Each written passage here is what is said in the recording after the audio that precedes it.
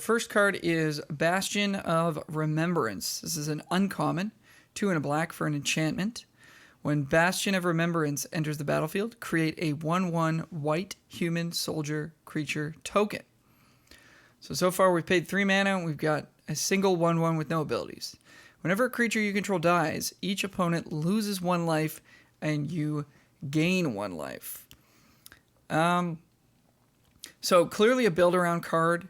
You'd be looking for a number of ways to sacrifice creatures or repeatedly sacrifice creatures. Like, I don't know if there's like a reassembling skeleton type card in this set. These type of cards can get kind of out of hand if you just have, like, let's say you've got 8 tokens in play. You got a bunch of 1/1 tokens, and your opponent's at 10, and you can just attack them with everything. If they take it, they're at 2. If they start blocking stuff, they could, be dead. So these cards can get a little out of hand. The fact that this itself doesn't really affect the board in a meaningful way, like if this was a 3-mana 2/2 creature that had this ability, or it had flying or something. I'm looking for like a little bit more out of this than what it's giving. But I mean, yeah, if you've got a pile of tokens, this can kind of just get there in combat, and not even necessarily require a sacrifice engine, but of course alongside a sacrifice engine, or something that you're sacrificing and you're actually producing creatures, that would be insane. So definitely a card to just look out for. Let's start it. I mean, I'm gonna just give it a build around grade. Just gonna put BA in the spreadsheet. But I mean, yeah, I think just have a look at your pool, and if it looks like you got a lot of tiny creatures, this is going to be worth a try. And of course, if it synergizes with anything that you've got going on, then you're going to want to give it a shot. So start it as a build around. We'll sort of see how the format shakes out. Next card is Blitz Leech. This is a common, 5 and a black for a 5/2 with flash. 6 mana for a 5/2 with flash. When Blitz Leech enters the battlefield, target creature an opponent controls gets -2/-2 until end of turn. Remove all counters from that creature. So, 6 mana 5/2, not very exciting. We've seen 4 mana 5/2s that we haven't wanted to play. This one has flash, which is pretty cool. So, there's a potential of ambushing a creature in combat where it's got 3 power. You flash this in, make it a 1 power creature. The 5 power on this is going to be enough to kill most things. So I could see this most of the time probably just trading for something in combat. But there, I guess, is a chance that you actually just straight up get to eat something with it. But at 6 mana, your deck is not going to be able to support very many of these. Maybe there's some flash payoff stuff that we've yet to see. I'm going to start this card. Well, let's think. If Blight Breath Catoblepus was... that would have been like a C+ in Theros. So if that's the case... I was going to say D+ for this, but I think I'm going to go C- instead. It's probably a little bit better than I'm thinking it is. Just because it can come down and kill something. But, I mean, if the creatures turn out to just be too big, then -2 isn't going to matter. And even like BBC and Theros, if it was only giving -2/-2, you weren't that excited about it. Of course, if there's ways to reuse this, you could blink it with that blue cycling enchantment. Yeah, I think there's enough going on here that you're going to be happy-ish to play this card a good amount of the time, but I don't think it's a top common by any means. Next card is Blood Curdle. This is a common, 3 and a black for an instant. Destroy target creature. Put a menace counter on a creature you control. So yeah, I mean, splashable, unconditional, destroys any creature. A little bit of upside even. We're used to sort of seeing this effect on something that costs like 3 black. So they've obviously pushed the removal a little bit in this set. This is at least a B. I think, what did we give pacifism? B+? I mean, pacifism, of course, costs 2 mana less. Yeah, I gave pacifism a B+. This is instant speed, so you can get the 2-for-1 blowouts that way. This just looks like a pretty top-tier common. So I'm going to give it a B, and it could be even a B+. I think removal is going to be really important, and it's going to be a high priority when you're drafting. So let's start this one at a B. We'll see. Next card is Boot Nipper. Common. 1 and a black for a 2/1 creature beast. 1 and a black for a 2/1. Enters the battlefield with your choice of a death touch counter or a lifelink counter on it. So this is pretty cool. So it's a cheap non-human. So of course, mutate enabling. And it comes with a counter, death touch or lifelink counter. So the creature that it mutates into is going to have death touch or lifelink. So there's a good amount of flexibility here, because just playing a 2-drop that has death touch is pretty sweet, just to sort of sit back and be able to block stuff. Playing a 2/1 lifelink is also not bad if you're needing the life gain, or if you just want to play it early. If your opponent's playing, I don't know, like a white, low to the ground white aggressive deck, you won't want the death touch so much, because your 2/1 is going to be able to trade with their 2 toughness creatures. But the lifelink is going to be pretty sweet, because that's going to be quite the speed bump for them to get past. And then should you mutate onto this and carry that lifelink forward, like for example, you put that 3/4 flyer from blue, the Dreamtail Heron, onto this, and you got a 3/4 flying lifelink. Now you're really getting somewhere. So I think this card's got a lot of flexibility to it, and the more that I talk about it, the more I want to give it a higher grade. I was thinking initially C-, but this feels to me like part of that 2-drop cycle of pushed, kind of in a strange way, cheap mutate enablers where you just want to have them in your deck. I'm gonna give this a C+. I'm actually kind of bullish on this card. I like the flexibility it offers, and I like the early mutate enablers. I think they're going to be very important in this set. So if that ends up not being the case, there's going to be a bunch of cards coming down in grade on my set review, but that's the way it goes in set reviews. You're never going to be 100% right. So, but I'm bullish on these cards that enable mutate early and do so very well. Next card is Bushmeat Poacher. 3 and a black for a 2/4 creature, human soldier at common. So it's got that human subtype that we love to see. Real nice activated ability on this one.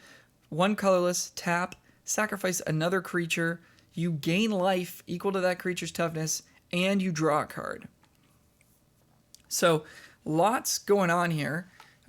This fits into your humans deck just by way of being a human itself, but also sacrificing 1/1 human tokens and drawing cards and gaining a little bit of life for a pretty cheap cost of 1 mana is real nice.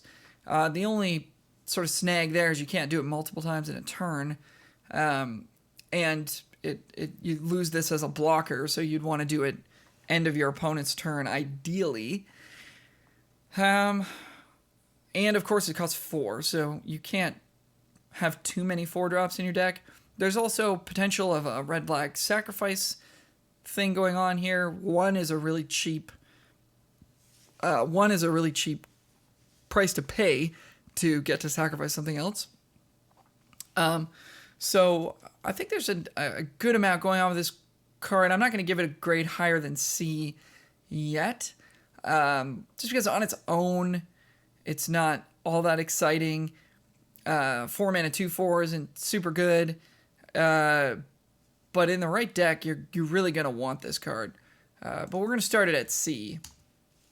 Next card is Call of the Death Dweller. This is an uncommon, 2 and a black for a sorcery. Return up to 2 target creature cards with total converted mana cost 3 or less from your graveyard to the battlefield. Put a death touch counter on either of them. Then put a menace counter on either of them. So, kind of a lot going on here. This is going to be a tough card to evaluate. until we sort of see how things go. But getting back 2 creatures straight to play for 3 mana, I mean, you're getting up to 6 mana worth of stuff for 3. Plus, you're getting a Death Touch counter and a Menace counter. So you can put those both on one of the creatures or put them one of each. There's a lot of sort of value on this card. You're never going to get something absurdly large with this, but I think this is going to fit pretty well in some kind of black-white humans aggressive deck where you're just sort of returning a couple of creatures and making them a little bit more relevant. I like this card. My gut is saying B-. Could be even better than that. So yeah, let's start it at B-. It's never going to give you that really, really high power level, but there's just so much value packed into this little card that, I like it quite a bit. Start it at B-. See where it goes from there. Next card is Cavern Whisperer. It's a common 4 and a black, 4/4 creature nightmare. It has mutate for 3 and a black. So if you're able to mutate it, you save 1 colorless mana. So then you'd be getting a 4/4 for 4, which is quite powerful. It has menace, which is real nice. And when this creature mutates, each opponent discards a card. So we're really getting into the value. So it seems like these common mutates are quite pushed. We saw the white one has flying, gets a +1/+1 counter every time it mutates. So the blue one draws you a card every time it mutates and has flying. So these are pushed on rate. And this one, a little bit less exciting, but still quite good. Making the opponent discard a card on turn 4 can be quite sweet. Making them discard a card on turn 6 or 7, they may not have any left in their hand. So making them discard is not as good as you drawing a card, and I don't believe it's as good as, well, it might be about as good as the white one growing. Of course, the white one has flying, which is wicked, but you could mutate this onto something that has flying. So let me see. We gave the white one, we gave it a B-. I think it could be closer to a B. I'm going to start Cavern Whisperer also at a B-. Really strong. I mean, considering this is a common, any common that gets into the B range is quite strong. So we'll start it at B-. It might be even better than that. But it does ask a little bit of you. You got to have some enabling for it, because a 5 mana 4/4 menace is not super, super exciting. That'd be like a C. So, but yeah, I like this card. And these mutates look really powerful. Next card is Chittering Harvester, an uncommon 5 and a black for a 4/6 with mutate 4 and a black. So if you're able to mutate, you save 1 colorless mana. So 6 mana 4/6, or you can mutate it for 5. Whenever this creature mutates, each opponent sacrifices a creature. So we saw this sort of text on Pharika's Spawn in the last set, and that was a really, really excellent card. But part of what made that card so good was that it repeatedly came back as a 5/6 out of the graveyard, and to add insult to injury, it made them sack a creature. This card is not as good, because if it dies, you're not getting it back. But I'm still pretty interested in it. It's a 2-for-1 pretty much on its face. Mutate cost of 5 means you're likely to have something in play at the point where you want to mutate this. So this is either a B- or a B. The fact that this can trigger multiple times is also pretty gross. So I think I want to start this.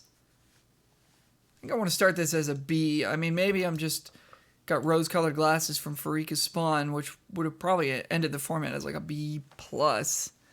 But, I mean, obviously this is a little bit worse against the token strategies, but it's also just a big creature. So yeah, I like this card a lot. Let's give it a B. Next card is Corpse Churn. Common, 1 and a black instant. Put the top 3 cards of your library into your graveyard. then you may return a creature card from your graveyard to your hand. We haven't seen any self-mill sort of synergies yet. I guess if you have a few, you might want this. But paying 2 mana to return a creature from your graveyard to your hand is a little bit overcosted. We're used to seeing that for 1. In Theros Beyond Death, we had Omen of the Dead, which cost 1, and then also let you cycle, scry, and also had a bunch of enchantment synergies in the set, and was one of the better black commons. This card, I don't think does enough to really get there for me. I'm going to start this one at D+. I don't think you're going to want it a whole lot. Now, that being said, if you have a really sweet bomb that you're looking to ride to victory, then yeah, you'd play one of these. But I don't think it's a card you're going to be looking for early or looking to play multiple copies of. So I'm going to give it a D+. Dark Bargain is next. Common, 3 and a black, instant. Look at the top 3 cards of your library. Put 2 of them into your hand, the other into your graveyard. Dark Bargain deals 2 damage to you. So a little bit more kind of self-mill action here, I guess. Putting the 3rd card into your graveyard, maybe that's going to become fuel for something. It's instant speed, which is pretty cool, so you can hold it up alongside something like an Essence Scatter or a removal spell, and if you don't need to use that counter or removal spell, you can just draw 2 of your top 3. It's 4-drop. Doesn't affect the board. It does deal damage to you, which matters somewhat. So this looks like a C- to me. I think I'd rather play the Blue Divination. It costs 1 fewer mana or 1 less mana. Let's go C- on this one. Don't think you're going to want several copies of it. I think you'd probably play 1 and be reasonably happy with it. Next card, oh boy. Dead Weight is back. This is a common for a single black mana. Enchantment, Aura. Enchanted creature gets -2/-2. So Dead Weight, very efficient. It's going to take care of whatever you need early, and later it can sort of nerf a bigger creature. So it's always got some relevance, even late in the game when it's not as good. Yeah, I like Deadweight quite a bit. It's typically been the best common in its color in the formats that it's been in. So we have the 4 mana black removal spell at a B. So I suppose we need to give Deadweight a B also. I could see it being a little bit worse in this set if, everything is all about giant monsters, and you definitely would like to alternate. You might want the first Deadweight, and then instead of the second Deadweight, you would want to take the first Blood Curdle.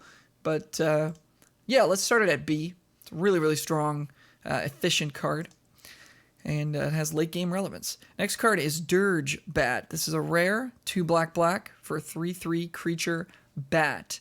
Has a mutate cost of 4 black, which is 2 mana more expensive if you want to mutate this. It has flash and it has flying. So on its face, 4 mana 3/3 flash flying is above rate. This can ambush something in combat. 4 mana 3/3 flyer is just quite good.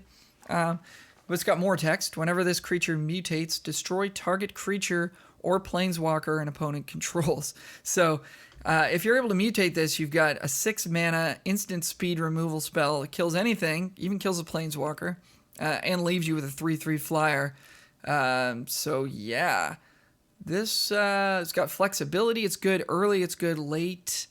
I like this at A-. This could just be a straight up A. It's a little bit expensive to be maybe a full on A. So started at A-. This is definitely going to be a first pick, and definitely going to do a lot of work for you. And I guess it's worth mentioning, if you have a card like this, that the Corpse Churn card is going to be a little bit better in your deck, because being able to reuse this later in the game is going to be really strong. So keep an eye out for stuff like that. All right, Durable Coil Bug is next. This is a common 1 and a black for a 2/2 creature insect, 2 mana 2/2. Has the text 4 and a black. Return durable coil bug from your graveyard to your hand. So now we're starting to see a little bit of graveyard synergy. So milling over this with Corpse Churn is a little bit like drawing a card, however slow that is. But this is a card that we'll be looking to maybe include in a deck that wants to repeatedly discard cards from its hand or repeatedly sacrifice things. This is quite slow, though. 5 mana to return it is a lot. So this is going to be part of some kind of an engine or win condition of a deck that's extremely slow, looking to go extremely long. 2 mana 2/2 isn't the worst, and I guess the fact that it does have a little bit of upside makes it maybe into the C range. I was going to start it at D+, but I think we'll start it at C-. This 5 mana activated ability is so expensive that I don't expect it to really come up that often. So I think we'll start this at C-. You can play it. You're not going to love it. Obviously, if you got some great synergy and your deck can go long, then this could be part of a late game plan, but this is not a card I'd be looking to draft early, and I think it's on the lower end of cards that you're happy to play. So we'll give it a C-. Next card is Dusk Fang Mentor. This is an uncommon. 2 and a black for a 1/3. This is part of that uncommon mentor cycle we've been seeing. When it enters the battlefield, you put a lifelink counter on target non-human creature you control. So if you've got any non-humans that have flying, you add a little bit of lifelink action to that, that's going to be real nice. Or if you just have something big. So I could see this working pretty well in black-blue, black-green, probably less so in black-white. Black-white seems to have a lot of human creature types in it, but I guess if you have the Vulpikeet in white, the mutate common flying creature, putting a lifelink counter on that's going to be pretty nice. And then 1 and a black tap. This puts a +1/+1 counter on each creature you control with lifelink. So again, look out for, if you just have a bunch of creatures that naturally have lifelink, now you have a lord for them. So this card obviously gets better if you're in that position, and it also gets better if you have big non-humans or non-humans with flying. That's what I would be looking for here. I think we're going to start this one at B-. Lifelink's pretty powerful. I like it a good amount more than Vigilance. And we still gave the white one a B-, I think. Or did we move it up to a B? Let's see. Keensight Mentor. Oh, no, I have it at C. Okay. So, yeah, not super psyched on Vigilance. It's one of the less exciting abilities you can give a creature. But Lifelink is pretty darn strong, so I'm going to start this one at B-. And the blue one, I believe we had at Wingspan Mentor, we had at B, because, yeah, giving something else flying is extremely strong. Okay. Next card is Easy Prey. This is an uncommon. 1 and a black for an instant. Destroy target creature with converted mana cost 2 or less, and it has cycling 2. Man, I wish this was a common, because Pauper would love a card like this. Maybe it'd be just way too good, though. Although some of the stuff coming out of Modern Masters, is way too good for Pauper, so I digress. This card looks excellent. It's instant speed, it's cheap. It's not going to kill anything you need to kill, but it's great early. It can get rid of some of those pesky 2-drop Mentor enablers. And later on, you just cycle it away, no problem. Or maybe later on there is something at 2 that you need to kill. So yeah, I think this card's pretty darn good. The flexibility that it offers, I think this is a pretty easy B-. I don't think I would take it over Dead Weight or, the name's escaping me, the 4-drop removal, Blood Curdle. I don't think I would take it over either of those, but I think it's quite a nice one to take under them. So B- it is for Easy Prey. Next card is Extinction Event. This is a rare 3 and a black sorcery. Choose odd or even. Exile each creature with converted mana cost of the chosen value.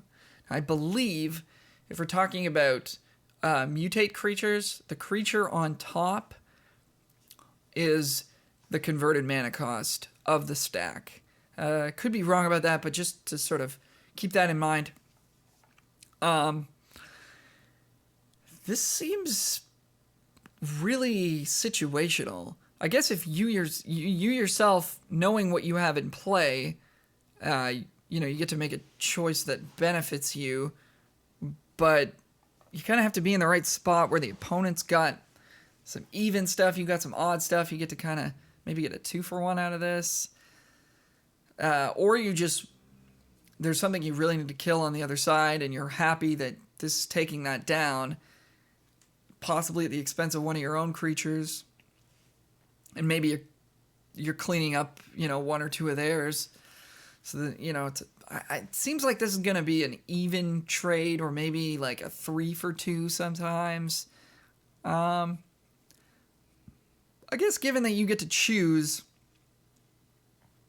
there's a little bit of power there, but man, sweepers have not felt particularly good in the most recent limited sets, and this one is likely not going to get all of your opponent's stuff off the board, so I don't love this card. I'm going to start it at a B-, and let myself be proven wrong and let it creep up from there if it is really that good. But I don't think that I would be... Well, let me think. Would I take this over Blood Curdle? 4-mana instant speed, kill anything. Probably not, because it's not instant speed, and there's a chance it's going to kill one of my things as well. So yeah, I think B- is right for this. All right, next card is Gloom Pangolin. Common, 2 and a black for a 1/5 creature, Nightmare Pangolin. That's it. 3 mana 1/5, so obviously this is designed to enable Mutate. I think it's quite a bit worse than the 2-drop we saw earlier. Boot Nipper. We gave that a C+. So Gloom Pangolin looks like a C or a C-. I think, given that it does enable Mutate, 1/5 is a good amount of stats for 3 mana. I think it's just straight up middle of the road C territory for me. Next card is Grim Dancer. This is an uncommon 1 black for a 3/3. Grim Dancer, it's a creature, Nightmare. Enters the battlefield with your choice of 2 different counters on it from among Menace, Death Touch, and Lifelink. So you get to choose 2. So you could go Death Touch, Lifelink, do the old Vampire Nighthawk thing.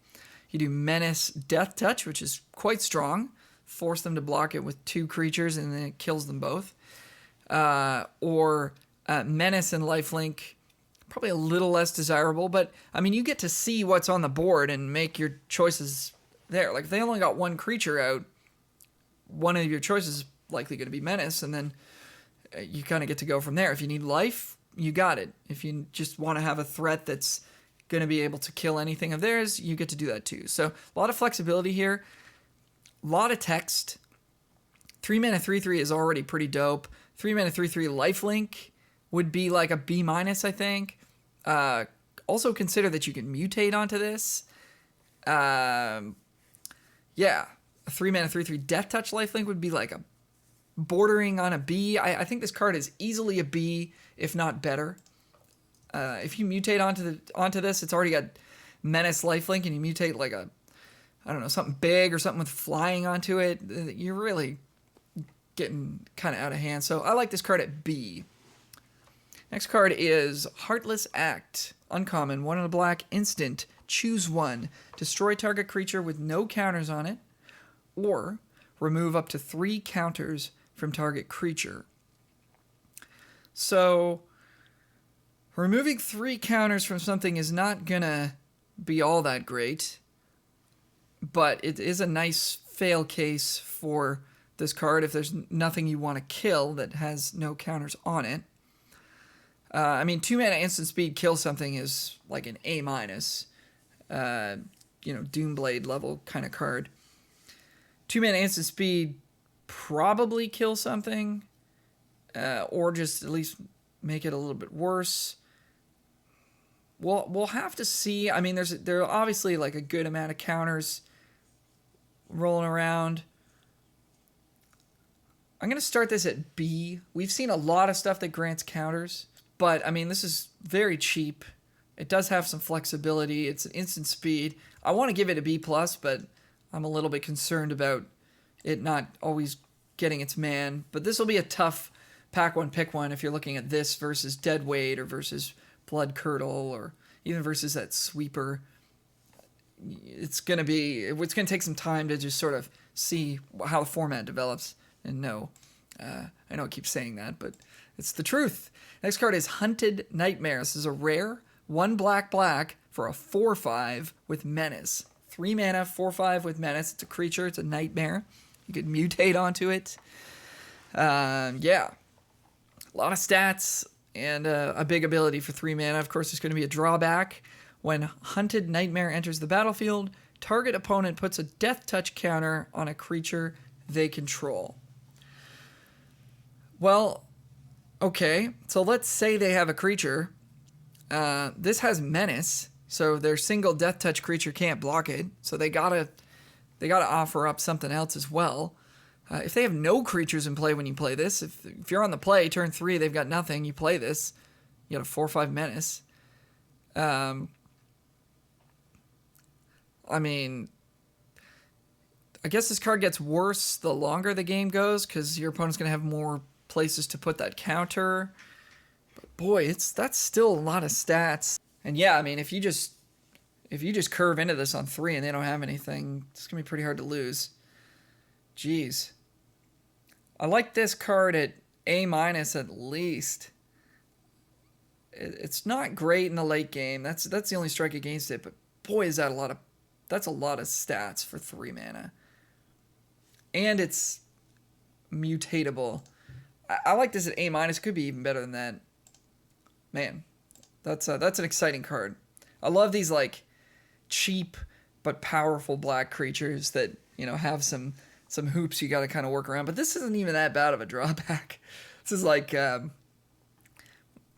when they printed Phyrexian Obliterator back in the day, black for a 5/5 trample. Whenever it damages them, they sack that many permanents. It's like, is there a drawback on this card? You're expecting there to be one, but there isn't. I guess the casting cost was on that one. But anyways, like that card a lot. A- for Hunted Nightmare. Next card is Insatiable Hemophage. Uncommon. 3 and a black. 3/3 creature nightmare. Mutates for 2 and a black. So 1 mana less if you can mutate it. Has death touch. Whenever this creature mutates, each opponent loses X life, you gain X life, where X is the number of times this creature has mutated. So 4 mana 3/3 death touch on its face is probably about a C, maybe a C+. The fact that it can be mutated onto is pretty nice, but at 4 mana, you're going to want to probably have played something cheaper at that point. So that's a bit of an awkward mana cost. The mutate ability is not that exciting. You're draining them for 1, maybe draining them for 2. So I think this is just kind of a solid creature with some good stats. I mean, obviously, if you're mutating it for 3, that's pretty good. 3 mana, 3/3 death touch is a lot of stats, but that's at the expense of a previous creature that you had in play. I mean, maybe it's got a nice ability that you're sort of combining here. There's sort of nothing extraordinarily powerful going on, just a solid card. So I think I'm going to give this a B-. I want to say C+, but it's uncommon.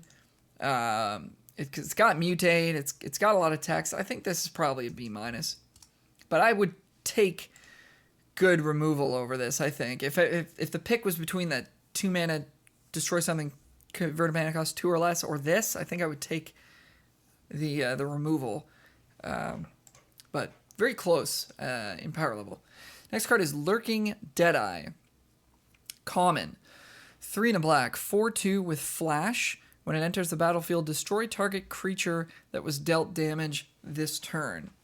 So if we just look at this as a 4 mana 4/2 with flash. Oh, it's also a human assassin, so it fits in the humans deck. If we just look at this as a 4 mana 4/2 with flash, it could trade with something in combat. So that's, that's next snap, like destroy target attacking creature for 4 mana. That's pretty good. That's like maybe a C-. Not the worst. Of course, it's also a creature. If you've got some human synergies, maybe it's getting pumped up. Maybe it's attacking for a bit of damage. What I like about this card is if you've got human tokens going around, you can just jam in with a couple of 1/1 tokens, let them block, and then finish their creature off with this. So this is going to sort of make combat a little bit awkward for your opponent.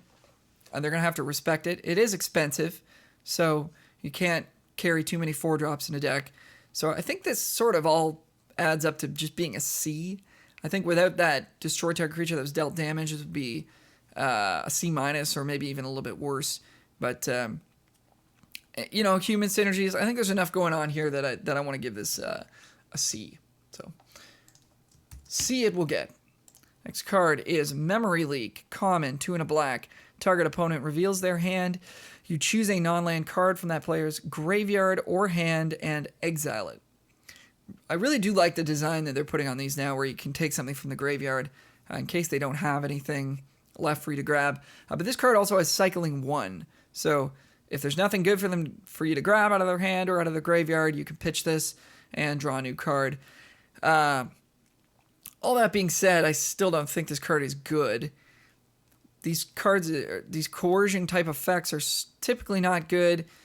You can't take lands out of their hand. I mean, that hasn't been a thing for many, many years, because obviously you can just ruin someone's entire game plan by taking one of their only lands or whatever. So sure, you can take their best creature, but you've spent 3 mana, they've spent none, and you didn't play a creature as a result. So I don't love this. I mean, there's going to be decks where you just want cards that say cycling just because you have that many payoffs. But, there's a lot of cards that say cycling, and I don't think that's good enough to get this out of the D range. So I'm going to start this at D+. I think this would normally be a D. But given that it does have that escape clause of cycling, we can bump it up a little bit. Next card is Mutual Destruction, common, single black for a sorcery. The spell has flash as long as you control a permanent with flash. It's kind of some interesting design. I don't think I've ever seen that rules text before. So if you have a creature that had flash, you played it, or an enchantment or whatever, then you can cast this at instant speed. As an additional cost to cast this spell, sacrifice a creature, destroy target creature. So Bone Splinters that potentially has flash. So you're going to play this if you've got a lot of tokens, or if you do have a lot of active treason, steal their creature type effects, then you're going to want to play this a little bit more. I think it's a C- though on its own. Probably not a card you're going to have to draft very highly. Probably not a card you want to play more than one of, unless you really have a lot of things to sack to it. Then you would bump it up. But yeah, I think to start, it's a C-. Next card is Mythos of Nethroi. It's a rare, 2 and a black instant, destroy target non-land permanent if it's a creature, or if green-white was spent to cast this spell. So think of this as a split card. 2 and a black, instant speed, destroy target creature. No conditions. That's extraordinarily good. That's an A- at least. And then if you cast it for green, white, black, you just destroy anything. How often is that going to come up? Probably not very. So again, with these Mythos cards, I'm just looking at them as what does their first ability do, and then maybe consider the second bit a little bit of gravy. So I think we start this at an A-. I think Doomblade's an A-. This is an A- as well. Murder, we were talking about previously, is maybe a B or a B+. It's a little harder to cast though. That's 1 black. This is easy to splash. So I like this at A-. All right, next card is Night Squad Commando. It's a common, 2 and a black for a 2/3 creature human soldier. Another human. When Night Squad Commando enters the battlefield, if you attacked this turn, create a 1/1 white human soldier creature token. Yeah. So this is coming down. It's a 2/3, brings a 1/1 with it. if you've got that uncommon Human Anthem card, and a 2/2 and a 3/4 for 3 mana, that's really good. I mean, the fail case here is a 3 mana 2/3, which is not very good, but I like the upside on this. I kind of want to go C+ here. I think you will be attacking more often than not. And, I mean, you get the best of both worlds if you're holding on to that 4 mana Lurking Deadeye. Or even if you're just representing that, you attack with a couple of 1/1s, and they say, I'm not going to block because I don't want to get my thing killed by Lurking Deadeye, and then you just go, okay, cool. Well, I'll play this 3 mana 2/3 that brings another 1/1 with it. Now I got 4 or 5 creatures on the board, and it's like, it's getting cool. So yeah, I like this at C, maybe C+. Of course, it gets better if you're in humans. Let's start it at C. It's not doing anything absurdly good, but it's doing some things that I like. I'm excited to draft humans. It's always been a fun archetype for me. I hope it's good. Next card is Serrated Scorpion. Common, single black, 1/2 creature scorpion. When it dies, it deals 2 damage to each opponent, and you gain 2 life. So not a whole lot of impact here. It is a very cheap mutate enabler, but the 2 damage going to the opponent's face is not all that exciting. I think I'm going to land on C- for this one. This feels a little bit like that blue 05 turtle. What did we give that? We gave it a C. I mean, 05 is a whole lot bigger than 1/2. So there's that.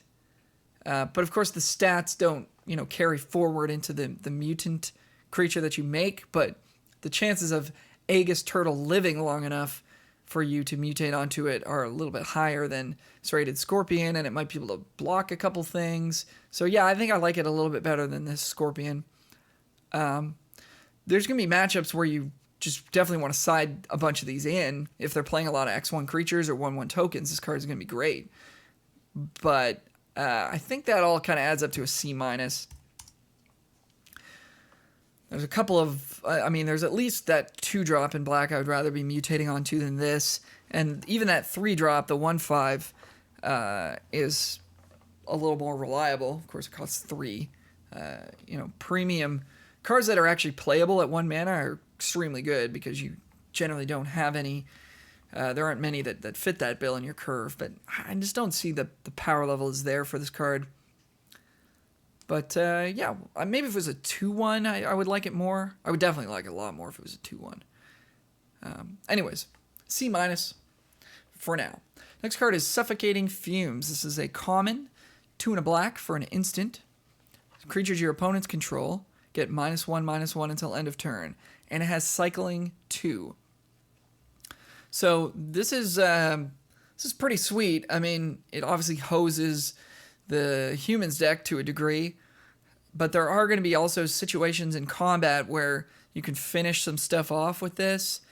If it trades for 1 creature of theirs, that's pretty good. You only spent 3 mana, so if you attack your 3/4 into their 3/4, they're just like, well, whatever, I'll just block. Then, you get to kill their creature with this. That's pretty good, and if it's not serving you, you can cycle it. And of course, there's the odd situation where it just absolutely wrecks them. Gets 2 or 3 of their creatures. That's pretty nice. So I like this at C. I don't think it's much better than that. And there might be decks where you don't even play it at all because your power level is just too high, but not a very large opportunity cost in putting it into your deck because it can get there as a kind of a pseudo combat trick. Well, actually just an actual combat trick, or as a little plague wind, or you just cycle it away. So yeah, I like it at C. Flexible, not too expensive, instant speed. I dig it. Next card is Unbreakable Bond. This is an uncommon, 4 and a black for a sorcery. Return target creature from your graveyard to the battlefield with a lifelink counter on it. Generally not a fan of these cards. If they can target your opponent's graveyard as well, that makes them a lot better. The fact that this grants lifelink is pretty nice. but there still has to be something worthwhile in your graveyard, so this is not going to be good until way later in the game. At 5 mana, it's unlikely that you're getting a real sweet mana advantage. But I mean, look at what you have in your pile. Like if you've got a couple of 7 or 8 drops and you're planning on going big and going late, or maybe you do have a little bit of self-mill going on. Yeah, this card could be pretty sweet. I think it's a D plus though to start with. I think you kind of have to have a lot of good stuff going on to make this work. So it's either a D plus or it's a build around, but I haven't even really seen enough graveyard stuff yet to make me think that the build around thing can happen with this card. So I'm going to go D plus on Unbreakable Bond. Next card is Unexpected Fangs. Nice. Common, 1 and a black, instant. Put a +1/+1 counter and a lifelink counter on target creature. Probably not. For 2 mana, instant speed, +1/+1 probably is not going to be enough to win combat for you or save your creature from removal a good amount of the time. Holding up 2 is more than holding up 1. I mean, if this costs 1, I'd be a little bit more into it. This looks like a D plus to me. You might play 1, you might play none. It's gonna be good sometimes, but I think more often than not, it's not going to be worth the piece of cardboard it's printed on or the pixels it occupies on MTG Arena. Next card is Unlikely Aid. Common, 1 and a black, instant. Target creature gets +2/+0 and gains indestructible until end of turn. So I'm much more interested in putting this in my deck, I think, than the card we just looked at, Unexpected Fangs. This allows your creature to win combat. Indestructible is going to save it from removal, a good amount of removal, not exile removal, but any damage-based removal or destroy. So, I mean, even still, it's not that exciting, but I think it's better than the card we just saw. But by how much? Is it actually going to get into the C range? Yeah, I think so. I think this is a C minus. It's conditional removal, if you want to think about it that way. If you've got a creature that's able to block, you could probably kill something of theirs with this. So I like it at C minus. Next card is Void Beckoner. 6 black, 8/8 Death Touch at uncommon. This is a creature nightmare horror.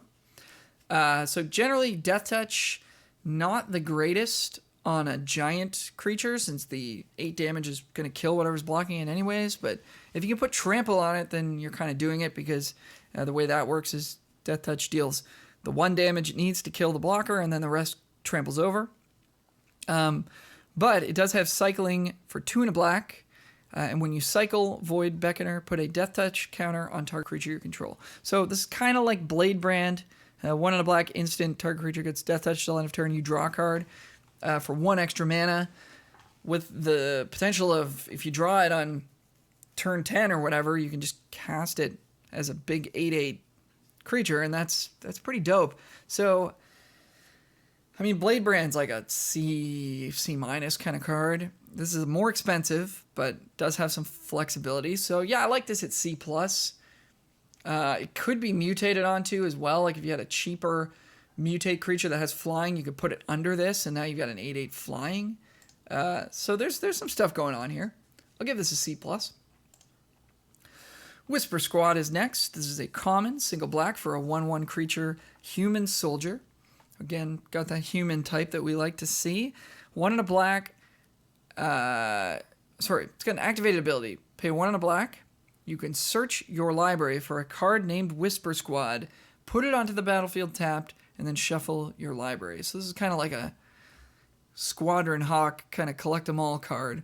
Now you could play any number of these in your limited deck, so you could have a deck with 8 of these. Would that be good? Probably not. Let